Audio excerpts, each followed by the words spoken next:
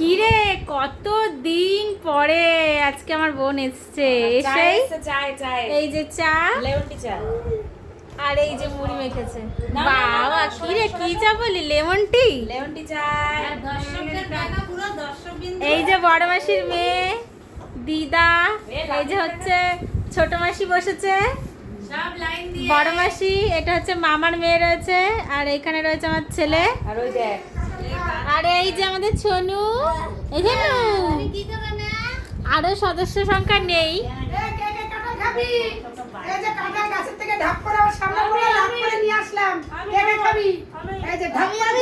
আর এই কাঁঠালটা গাছের থেকে পড়েছে, কাকু আসছিল সামনেই, গাছের থেকে পড়েছে কাঁঠালটা, একদম পাকা কাঁঠাল।